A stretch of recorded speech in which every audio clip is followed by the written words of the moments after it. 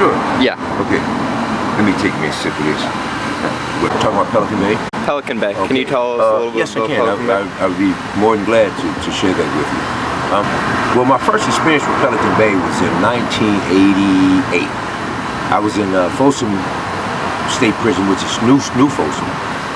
And within the capacity of the pen of the population, that the capacity would be somewhere around 70,000 or 100,000. But then you have wow, that's a lot of people. That's a lot of people. Then you have the overflow, which becomes 120. So that's a lot of people. Because back in those days, with the 60s, 70s, and 80s, you had a lot of racial tension, right? And racial tension still exists today. I got sent to Pelican Bay behind an officer, which was a black officer, who didn't like me, behind an officer, a female officer that he liked it, that liked it me. I didn't have anything to do with that. She liked it me. I tried my best to stay out of her way, just so I wouldn't have any altercations or difficulties with him. He tried to push my face into a wall one morning when I was going to work. He said, "Get up against the wall." I said, "Officer." I said, "Officer, I'm going to comply within your rules, and regulations, and guidelines, but I'm asking you nicely.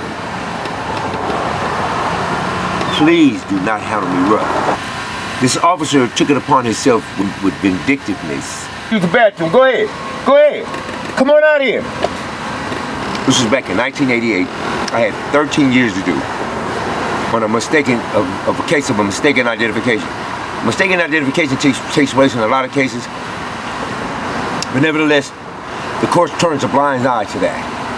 They turn a blind eye to it by the means of saying that you can look at the information and you can see that this person does not fit the information that was given by the person that said that they were robbed, or the person said that they were mugged or beat up, or whatever the case may be within the incident. And you can see that this person that they say was the person is not that person. That is a mistaken of identification, but yet the court allows this. The courts allows this regularly. And you have an abundance of blacks that are locked up in these institutions. I'm not going to say Hispanics and whites. We're not talking about Hispanics and whites at this point. We're talking about blacks, because I was a black man caught up in this system back in the early 70s going into the 80s, all right? Now, this officer took it upon himself to be so vindictive. He caught me going to work one morning, and he took me and he told me to stop. I stopped. I complied with that. Then he told me to get up against the wall. I said, okay, I'm going to get up against the wall, but I ask you not to handle me rough. That's all I ask of you, sir. The next thing you know, I turned my head around, went to put my face up against the wall, and he tried to slam my face into the wall. I was on my way to work. I worked in the wood factory. I made 95 cents an hour. That's pennies. But at the end of the month, I would have somewhere around 120, 130, 150 bucks. Yeah, that's good money. Just for 95 cents. And you don't have anybody do anything for you. Okay. Upon this officer trying to push me in his face, his name was Collier. That was his name. His name was Richard Collier. I remember it. And he took it upon himself. You know what? And he took it upon himself he took it upon himself to try to slam my face in the wall, a concrete wall. Can you imagine that? He would have broke my face and broke my nose, right? But God intervened. When he stuck his hand out to push my head into the wall, I moved to the left and his hand came this way. I grabbed his hand and flipped him into the wall, and I broke his shoulder bone. 10 cops came. They wrestled me down. Upon the officers having me down and putting me under restraints, he took it upon himself to put his arms around my neck and try to choke me to death. If it don't be for the grace of God and the officer, a white officer that was his partner, telling him, "Hey man, stop, you're choking this guy," because he was choking me. I was almost out. He was choking me to death. Can you imagine that? Now you tell me, how professional is that? Upon me being in the hole for 11 months, you have a lot of that in institutions too, and in the police force. You have officers that bother blacks for no apparent reason.